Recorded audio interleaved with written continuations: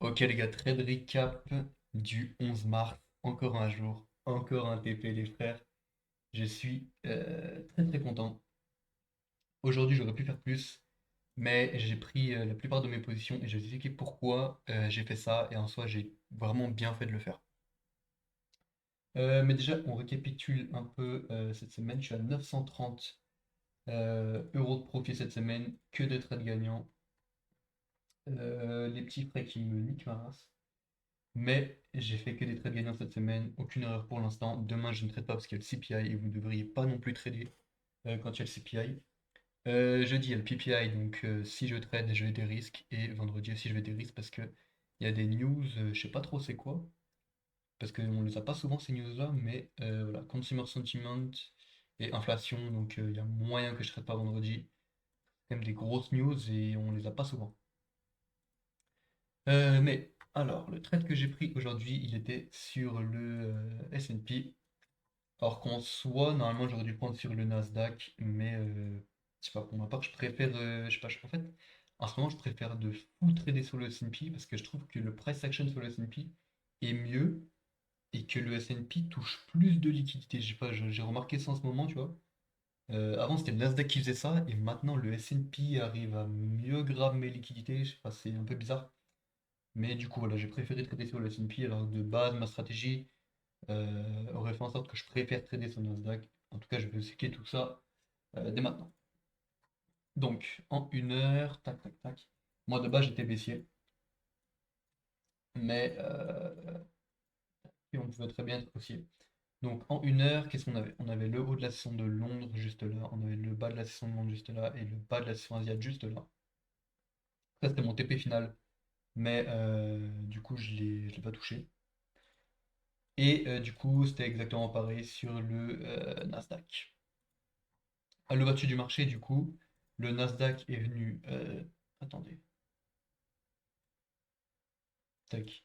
Le Nasdaq est venu sweep le lot de la session de Londres et il a touché le petit fair value juste là en une heure, si je ne me trompe pas. Voilà, on va juste le remettre bien. Voilà, donc il a touché le fair value en une heure, il est directement remonté jusqu'à prendre la liquidité du haut de la session de Londres et au passage, il a créé une SMT.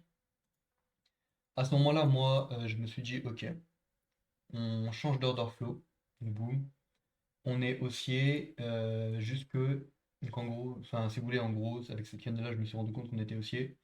Et je me suis dit, ok, je peux prendre un trade maintenant. Parce que sur le Nasdaq, c'est pas fou, je vous mens pas. C'était pas fou, le price action était dégueulasse. Et je me suis dit, ok, on est trop près de ce haut-là pour que je prenne un trade, ça sert à rien. Donc je vais attendre que le haut soit pris et qu'on forme un bon setup de retournement. Et c'est ce qu'on a fait sur l'IS et sur le Nasdaq.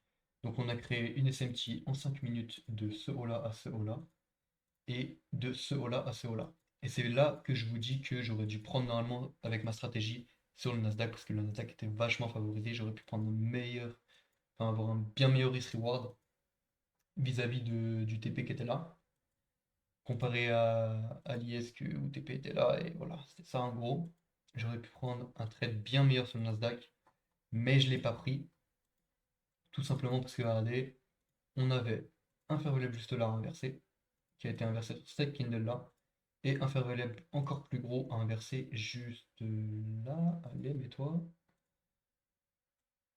Tac. Voilà. Et mon TP était là. En gros, j'avais un premier take profit ici. Et en fait, à ce moment-là, quand cette candle là a inversé le premier fair value up, et ben en fait, le S&P avait déjà inversé ce premier fair value up là sur cette candle là. Donc je me suis dit, ok, il y a les news qui arrivent dans pas longtemps. Et je prends un trade, c'est maintenant ou jamais. Donc j'ai pris le trade sur le S&P, j'ai mis mon stop juste là, au-dessus de la bougie qui avait inversé le fair value gap. On avait un deuxième là, mais je me suis dit, ok, on a déjà le premier qui est inversé. Pour moi, ça sert à rien d'attendre le deuxième. Et j'ai mis mon premier TP juste là, c'était un 1 pour 1. Donc boum. J'ai pris mes profits juste là, j'ai pris la moitié de mes contrats. On peut voir là comme ça. Et à partir de là, le prix a commencé à stagner. Et juste là, du coup, à 14h59, je me suis dit, ok, je vais reprendre des profits. Je ne pas, je vais prendre la plupart de mes profits. Donc j'ai repris trois contrats. Et du coup, j'ai laissé, il me semble, trois contrats. Donc, il me restait encore trois contrats. Et je me suis dit, ok, on a trois contrats. Maintenant, qu'est-ce que je vais faire? Je vais juste attendre pour les news. On n'a plus beaucoup de remaining. Les news sont arrivées. Heureusement pour moi, au début, elle a été baissière. Donc, boum, elle a été baissière. Ici, j'ai repris deux contrats. Et du coup, j'étais à break-even. Donc, j'avais mon break-even juste là. Il n'a pas il a pas touché mon TP final. Et le prix est remonté directement dans mon break-even. Du coup, je me suis fait break-even.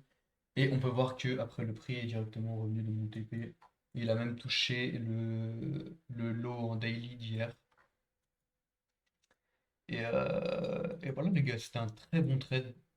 Ça, je suis content de moi parce que j'ai quand même pris des profits avant les news. Je me suis dit, ok, ça sert à rien de risquer ma vie sur ce trade alors que les news, les jobs opening, c'est hardcore en général. C'est pas autant hardcore que ça en général, mais c'est quand même bien hard. Ça fait quand même une grosse bougie en une minute. Et du coup, je me suis dit, ok, je vais prendre des profits. Même si c'est pas le meilleur risk reward, bah, moi j'aurais pris des profits aujourd'hui et je serais bien. Et voilà les gars, j'ai fait 400 aujourd'hui quasiment, 380. Sur mon funded, je suis à la moitié, voilà, j'ai fait 3%. Je suis vraiment très content de moi les gars. Ces dernières semaines, je trade vraiment vraiment bien. Et voilà les gars, franchement, je suis content de moi. Je suis content de ce que je peux faire. Je me rends compte que voilà, le temps passe et je deviens vraiment un meilleur trader. Et voilà en fait, c'est c'est ce que j'ai à dire.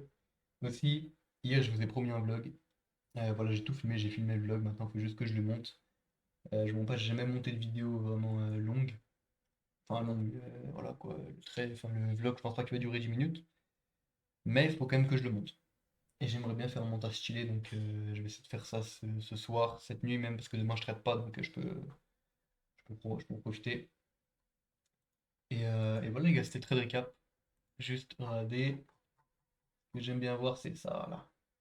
Vert, vert, vert, vert, un petit rouge, vert, vert, vert, un petit rouge, vert, vert. Depuis le début de la semaine, les gars, je suis à 930 balles. Jamais j'aurais cru faire ça de ma vie. Voilà. Abonnez-vous, commentez, likez, et on se voit dans une prochaine vidéo, les gars, je vous aime.